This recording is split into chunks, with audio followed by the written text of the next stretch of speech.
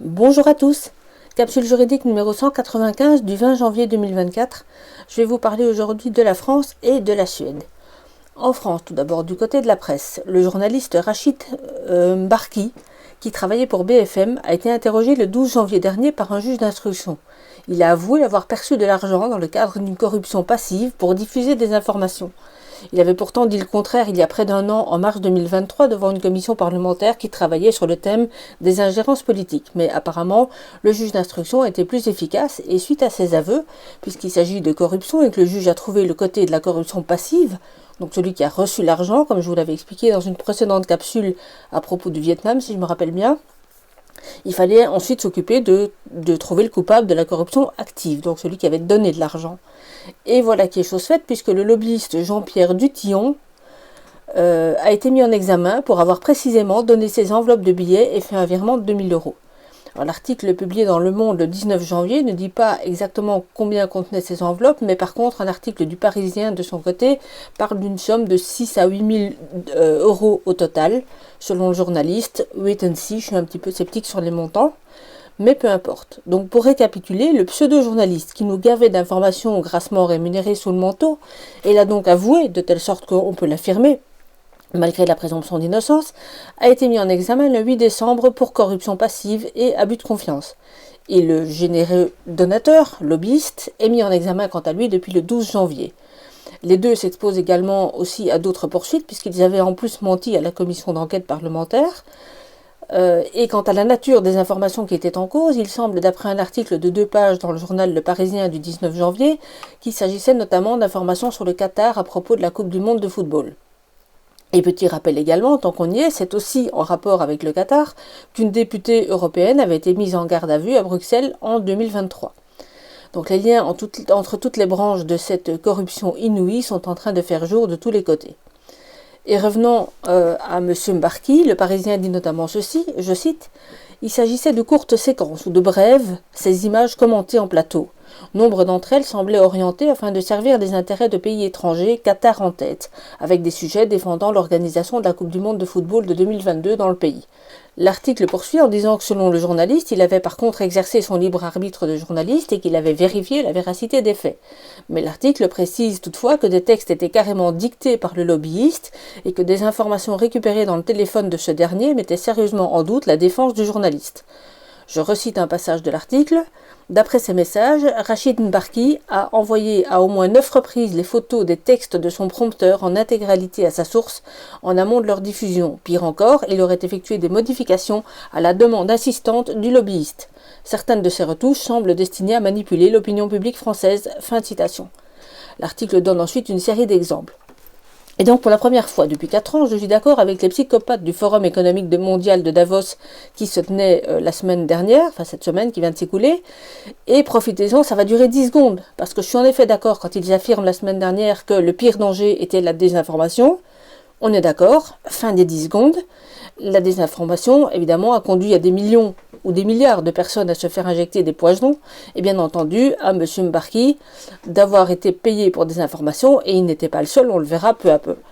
Mais trop tard, malheureusement, pour beaucoup de victimes.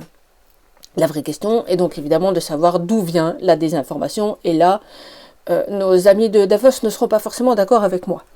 Pour finir, faut-il préciser que le compte bancaire d'un virement fait sur lequel le journaliste a récupéré un des virements n'est pas ouvert en France, mais à l'étranger, au Maroc en l'occurrence, parce que tant qu'à se faire corrompre, autant ne pas payer d'impôts sur le futur fruit de ce délit, c'est évident.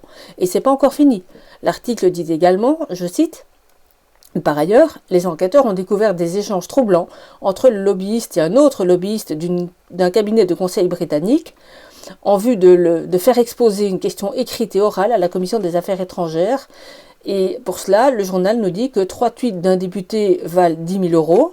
Ça fait cher le tweet, c'est pas mal, je devrais m'y mettre. Et pour 5 000 euros de plus, l'information qui concernait le Kazakhstan serait reprise par BFM TV. Donc voilà, tout est bien tarifié. J'imagine qu'il y a une petite liste des tarifs quelque part. Mais voilà, c'est assez rémunérateur et vous savez, BFM, c'est l'un de ces médias qui nous hurle dessus et qui nous traite de complotistes depuis 4 ans en osant mettre en doute le sérieux de leur travail. Donc eux travaillent, ils se font rémunérer pour, ils se font corrompre manifestement, mais quand nous, on met en doute le sérieux de leur travail, eh bien nous sommes les horribles complotistes qu'il faut absolument faire taire si on en croit les psychopathes de Davos. Bref. France toujours, mais sous un autre angle à présent, puisque l'État français se fait sérieusement recadrer par l'ONU. Sur mon canal Telegram, je vous avais parlé de la libération de Priscilla Majani, qui avait été incarcérée après avoir protégé sa fille alors âgée de 10 ans environ. Et elle a passé pas mal de temps en prison, elle vient d'être libérée. Il s'agit de l'un des innombrables dossiers dans lesquels ce sont les parents protecteurs qui tentent d'écarter le danger que représente l'autre parent en cas de viol, d'abus divers, mais qui sont pourtant eux-mêmes emprisonnés et séparés de leurs enfants. Si je vous parle de cela aujourd'hui, c'est parce que l'ONU, dont pourtant je n'attends en général pas grand-chose, vient de publier un article intéressant sur son site officiel. Alors, extrait choisi, tout d'abord le titre, je cite « Les experts de l'ONU exhortent la France à protéger les enfants contre l'inceste et toute forme d'abus sexuels. » Fin de citation, et ça commence au moins par une belle vérité. Dans le corps de l'article à présent, je cite « Les experts ont constaté que selon les allégations, les enfants sont victimes d'abus sexuels ou courent un risque élevé d'abus sexuels de la part de leur père ou d'auteurs présumés contre lesquels il existe des preuves crédibles et troublantes d'abus sexuels incestueux. Malgré ces allégations et en l'absence d'enquête adéquate, ces enfants sont placés sous la garde des pères contre lesquels les allégations sont faites et les mères sont sanctionnées pour enlèvement d'enfants pour avoir essayé de protéger leurs enfants, ont-ils déclaré. Je cite toujours, alors que la France a répondu à ces allégations, les enfants concernés restent sous la garde des auteurs présumés, ont déclaré les experts. Nous sommes particulièrement préoccupés par la manière dont le tribunal des affaires familiales a permis à l'auteur présumé d'accuser la mère d'aliénation parentale afin de miner les allégations d'abus sexuels sur les enfants et détourner l'attention des abus présumés auxquels ils soumettent leurs partenaires et leurs enfants. Ils ont exhorté, je cite toujours, les autorités à respecter le principe de précaution et le principe de diligence raisonnable en matière de protection de l'enfance, en particulier pendant les procédures judiciaires, afin de permettre une approche préventive dans les cas d'incertitude et de complexité. L'opinion de l'enfant doit être recherchée et respectée, et l'intérêt supérieur de l'enfant doit être la considération première avant que les décisions de garde ne soient prises en faveur de l'un des parents, ont-ils déclaré. Il est essentiel de sensibiliser les responsables de l'application de la loi et de la justice et de renforcer leur capacité à surveiller et à traiter efficacement les violations des droits de l'homme dont sont victimes ces enfants et leurs mères, ont déclaré ces experts. Fin de citation. Et cela fait suite à un rapport de 23 pages qui a été déposé en juillet 2023 déjà, donc il y a quand même plus de 6 mois. Alors je me demande pourquoi il ne sort que maintenant, mais en fait le timing est quand même pas mal. Parce que la liste des dossiers connus est en page 1 du rapport, enfin certains des dossiers, il y en a beaucoup plus, et la courageuse Priscilla Majani y figure évidemment en premier ordre dans la liste.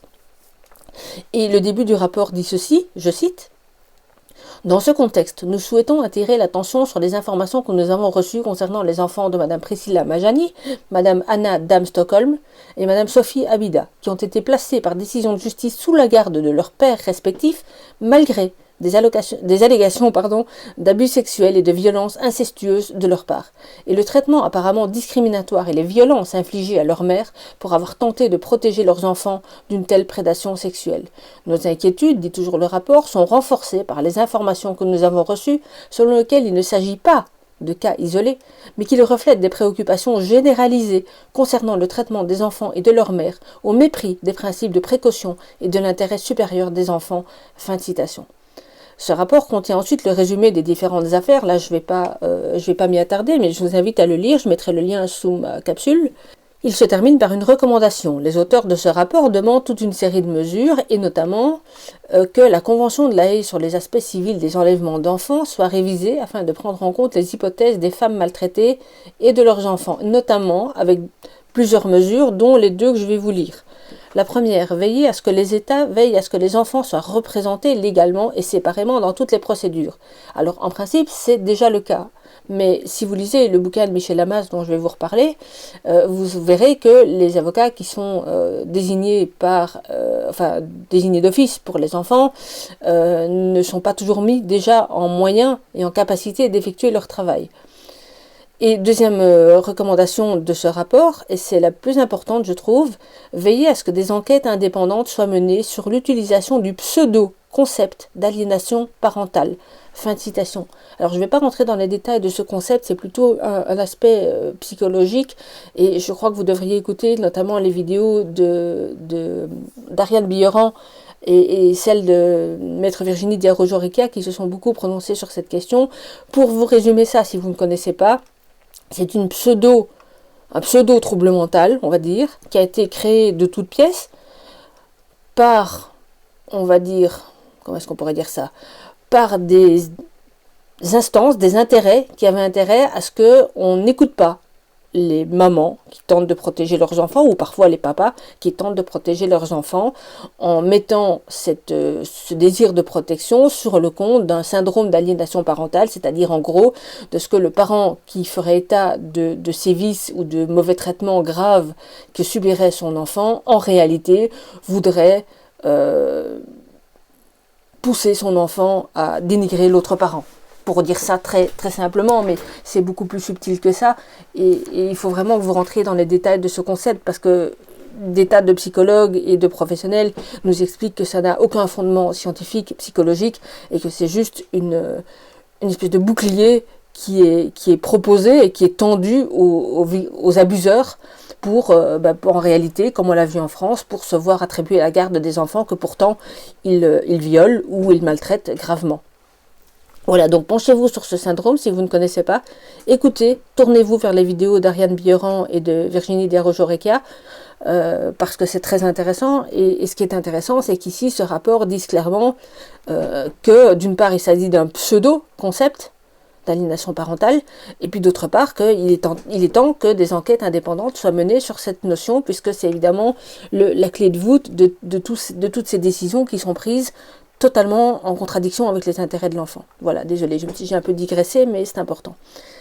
Voilà, et donc tout cela est en page 23 du rapport. Ça manque un peu de mise en page pour une bonne lisibilité, c'est dommage, parce que c'est tout en vrac, mais le contenu est très intéressant. Alors, le rapport n'est pas parfait, parce qu'un peu plus loin, il est aussi demandé de, je cite, lutter contre les stéréotypes de genre, ce qui ne me semble pas la priorité dans le contexte actuel, surtout vu ce que font certains avec ces notions, mais malgré tout ça, le rapport me semblait devoir être signalé, et dès que j'ai trouvé ça hier soir, en fait, j'ai un système d'alerte qui est très très efficace sur mon PC, et donc là, je l'ai trouvé le jour où il a été publié. Je me suis empressée évidemment de l'envoyer justement à Maître Virginie Diarra-Joriquia et Ariane Billeran, qui en feront un meilleur usage encore que moi. Mais ma petite question, c'est sur le timing, en fait. Est-ce que quelqu'un a ouvert violemment et récemment les yeux des membres de cette institution, l'ONU en l'occurrence? Et question subsidiaire, pourquoi est-ce que ceci n'arrive que maintenant? C'est-à-dire, c'est un rapport de juillet 2023, on a des tas d'affaires qui sortent de tous les côtés. On a Madame Majani qui, heureusement, est enfin libre. Sa fille qui est devenue majeure maintenant, qui elle, n'a jamais été inquiétée. C'était la victime quand même dans l'affaire. Et Madame Majani qui était aussi victime et qui est enfin libre. Et est-ce que c'est voulu ou non? Est-ce qu'on a tout ça qui sort en même temps? Écoutez, ça au moins, même si ça a beaucoup trop duré pour toutes ces femmes-là et tous ces enfants-là, le timing est bon parce qu'on a tout d'un coup une espèce de raz-de-marée de scandales, d'affaires qui arrivent, et ici de rapports venant de l'ONU, alors que vraiment je m'attendais à rien de bon de leur côté. Donc voilà, et sur le même sujet, je vous conseille aussi très vivement de lire le livre de l'avocat Michel Hammas. Alors je suis en train de le lire pour l'instant, je viendrai en parler dès que j'ai fini, mais il faut absolument qu'il circule partout, vraiment. Voilà, alors en Suède maintenant, une affaire a défrayé la chronique suite à l'action d'une famille après le décès du père, âgé de 30 ans à peine, suite à une injection Moderna. La presse suédoise s'était emparée de l'affaire pour évoquer le parcours de combattant de la famille. J'ai la chance d'avoir dans mes contacts un ancien militaire français qui est criminologue de formation, qui est établi en Suède et qui a pu non seulement obtenir une copie de la décision rendue par une chambre collégiale, qui est un organisme administratif comparable à l'ONIAM, mais dont les décisions en Suède sont susceptibles d'un appel, me précise-t-il. Mon contact a aussi pris le temps de me faire une analyse et une traduction des points importants. Un tout grand merci à lui. Et donc, dans les faits, ce jeune homme âgé de 30 ans, en pleine forme, se fait injecter de la substance commercialisée par Moderna. Une vingtaine de jours plus tard, il sort patiner avec sa fille, mais fait un incident cardiaque dès son retour. Le temps que les secours arrivent, le pauvre homme décède et les tentatives de réanimation pendant plus de 2 heures, y compris dans l'ambulance et dans l'hélicoptère, s'avèrent malheureusement inutiles et monsieur décède. Un premier examen médico-légal est effectué qui détecte une petite, c'est indiqué entre guillemets, petite myocardite, jugée toutefois non significative. Alors l'épouse de la victime saisit alors cette chambre collégiale qui est donc cette entité administrative, hein, vraiment comparable à l'ONIAM, si je vois bien, et ce que mon contact m'a confirmé, pour formuler une demande d'indemnisation, mais surtout, j'imagine, là c'est moi qui analyse, pour voir reconnaître le lien entre l'injection et le décès. Le médecin de l'assurance estime qu'il n'y a aucun lien causal, quelle surprise, mais il ne trouve pas non plus d'autres causes au décès. Une autre expertise est demandée, c'est un autre médecin de la même assurance qui l'effectue, qui est évidemment d'accord avec son confrère, quelle surprise à nouveau. Au final, un dernier expert, alors je n'ai pas très bien compris si c'est le troisième ou le quatrième, il me semble qu'il y en a eu 4 au total, et en tout cas le dernier expert dépose un rapport en sens contraire, reconnaissant quant à lui le lien de causalité. Ce qui permet à l'instance administrative de rendre une décision le 20 décembre 2023 qui reconnaît, mais sans vraiment détailler les faits, en fait le détail des faits on l'a grâce à l'avocate de la famille, qui reconnaît donc un lien entre le décès et l'injection. Mais les montants alloués sont par contre dérisoires. On parle de 30 000 couronnes suédoises, ce qui fait royalement 2 600 € environ. Ceci démontre aussi, et là c'est de nouveau moi qui l'ajoute, qu'il vaut mieux très certainement saisir la justice plutôt que les commissions administratives. La procédure est probablement encore plus longue, mais déjà ici ça n'a pas été très court, mais les indemnisations seront un petit peu moins ridicules et je crois pouvoir dire sans trop me tromper que ce sera la même chose en France. Alors, la chambre collégiale en Suède demande aussi des éléments pour chiffrer les frais d'obsèques, tout en demandant si des assurances n'ont pas déjà pris ces frais en charge. Et enfin, elle alloue aussi une somme de 2 200 € environ par an au titre de rente d'orphelin pour la fille de la victime. Et même remarque quant au montant de cette rente.